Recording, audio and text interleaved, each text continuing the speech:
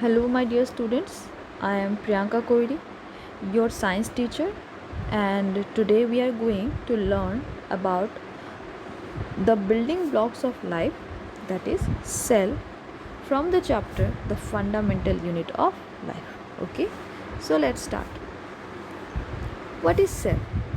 Cell is the structural and functional unit of life. That means all living beings comprises of cell, whether it is a plant or animal or any sort of organism.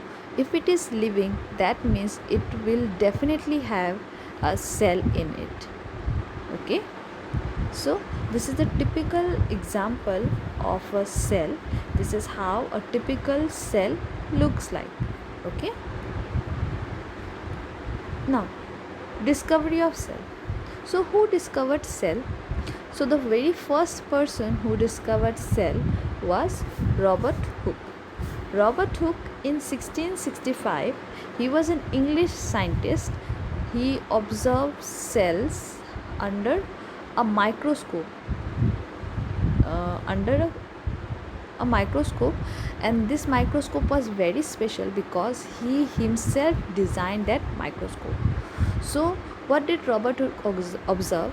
Robert Hooke used a thin slice of cork to observe under microscope. So what is a cork? A cork is obtained from the bark of a tree. So he took that cork and he cut it into thin slice, and he observed that cork under his self-designed microscope. So under the microscope, he saw that the cork resembled the structure of honeycomb. Okay, so he observed honeycomb like structure under the microscope, and he named these structures as cellulae or cells. Cellulae or cells is a Latin word which means little room. So Robert Hooke observed little compartments under the microscope, and because of that he named those compartments as cells, meaning little rooms. Okay, so cell is a Latin word which means little room. So the discovery of Robert Hooke indicated for the first time that living organism consists of number of small structure or units, and today we call these structures or unit as cell. Fine. Now this is the diagram. This is the microscope that Robert Hooke designed himself, and under this microscope only he observed cell for the first time. So this is the structure of honeycomb. So he observes structures similar to that of honeycomb. Okay, now history of cell. Let's go back to the dates where after what to see what are the discoveries that were made regarding cell. Okay, so we know that in 1665 Robert Hooke discovered cell. Okay, next is your Mr. Anton van Leeuwenhoek. Anton van Leeuwenhoek was the person who invented compound microscope. Okay, so in 1674 Anton van Leeuwenhoek observed living cell, or he studied living cell for the first time under his microscope, that is your compound microscope. In 1831 Robert Brown discovered nucleus. What is a nucleus we will study in detail in the next class. And in 1838 to 1839 M.J. Schildin and Schwann formulated cell theory. So what is a cell theory? A cell theory states that all living organisms comprises of cell. That means all living organisms are made up of cells. Okay, in 1855 Rudolf Virchow stated that omnis cellula e cellulae. That means cells arise from pre-existing cells. Okay, so this is Rudolf Virchow. He modified the cell theory, and he stated that all living beings are made up of cells, and also cells arise from pre-existing cells. Okay, fine. Now, next is what are living organisms made up of? Just like I have said earlier now that uh, living all living beings comprises of cell. So, just as a building is made up of bricks, the body of living organism is made up of cells. Okay, and based on the cellular organization, based on the cellular organization, some organisms are made up of only one cell and they are called unicellular. Okay, the word uni means one. So there are some organisms which whose body comprises of only one cell only, so that type of organisms are called unicellular organism. Examples include amoeba, bacteria, paramecium, etc. Okay, and there are some organisms which are made up of more than one cell. That type of organisms are called multicellular organisms, and its example include human beings, plants, animals, etc. So whether an organism is unicellular or multicellular, the cells perform similar basic functions in an organism. Okay, so no matter whether an organism has got only one cell or more than one cell, the cell will always perform the same functions in every organism. Okay, so here I have shown you some bricks, and these bricks are now used to prepare wall. So just like that, cells combine to form the body of a living organism. Clear? Next, gadgets to study cell. So cells are very small. They are very small, and they cannot be seen by naked eye or unaided eye. That means without the help of any instruments, we cannot see a cell. So we need special instruments which are called microscopes to study a cell. So what are microscopes? Microscopes are high resolution instruments that are used to observe the fine details of small objects. That means these microscopes are such instruments that magnifies the small objects to such an extent that we can easily study the fine details of it, the fine details of that small object. Okay, so this is a typical diagram of a microscope. This is how a microscope looks like. Next is your shape and size of the cell. Are all cells are similar in shape or size? So let's find out.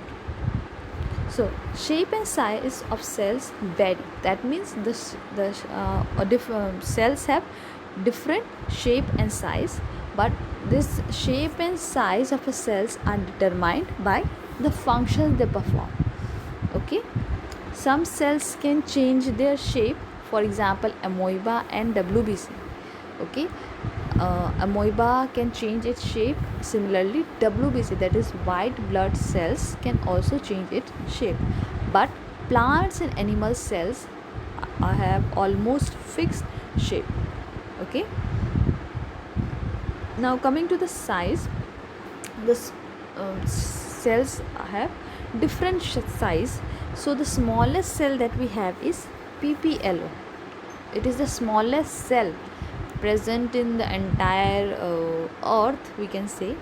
So PPLO stands for pleuropneumonia like organisms, and the other name of PPLO is mycoplasma, and the largest cell is an ostrich egg.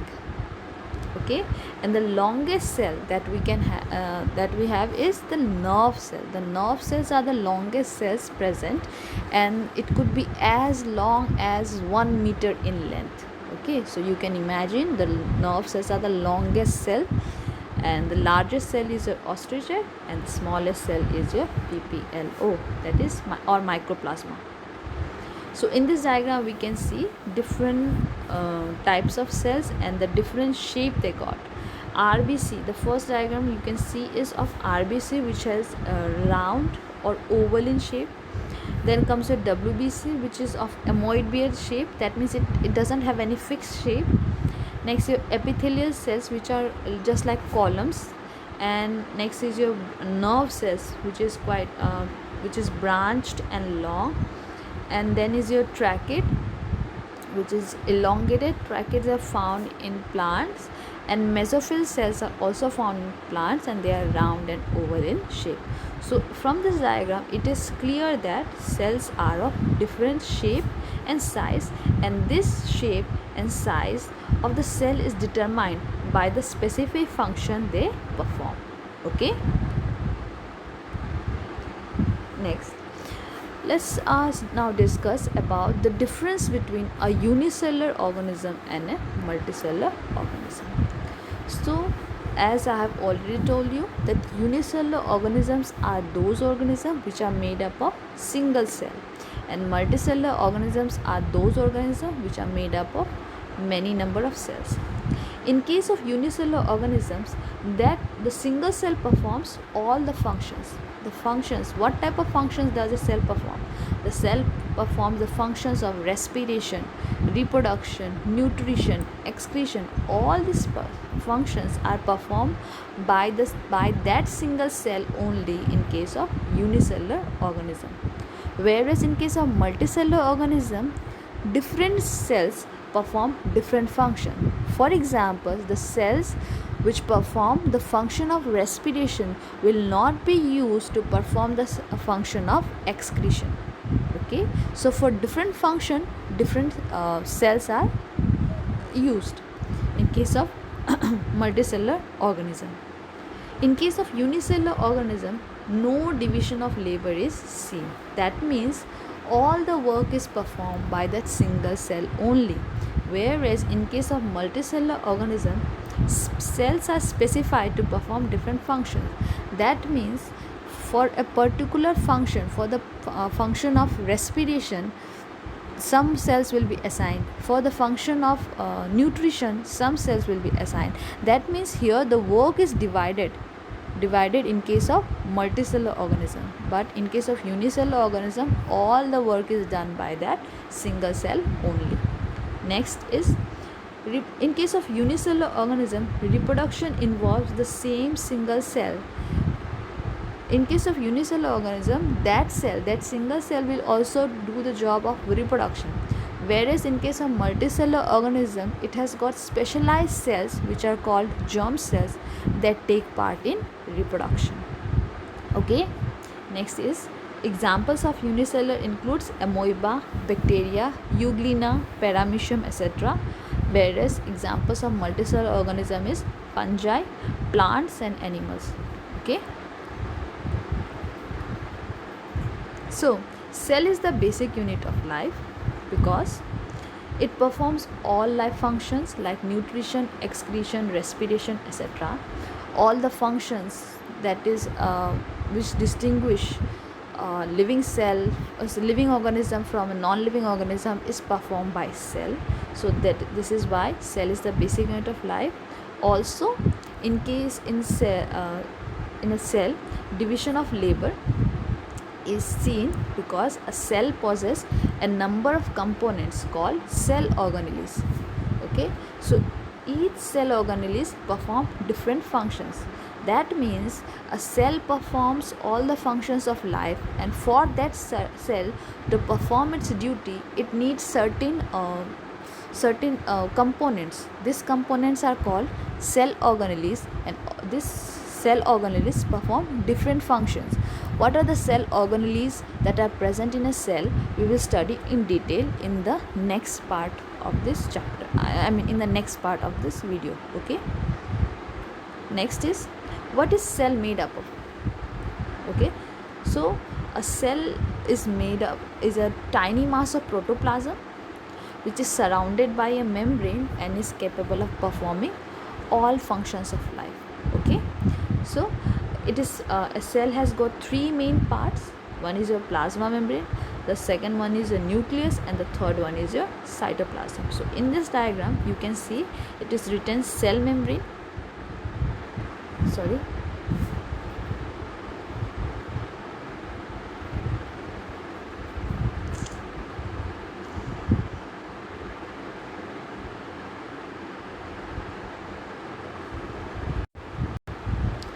So here it is written cell membrane.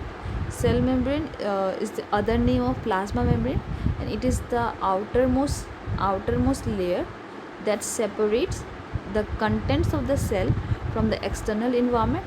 Next one is your nucleus. Nucleus is used to control all the cellular activities inside the cell.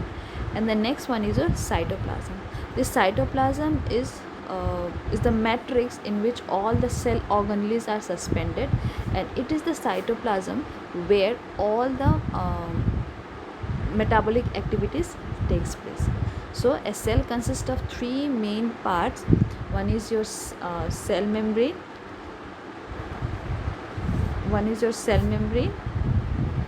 the second one is the plasma membrane, the next one is your nucleus, and third one is your cytoplasm. Okay, so with this I conclude today's class. I will see you in the next class. Thank you and have a nice day.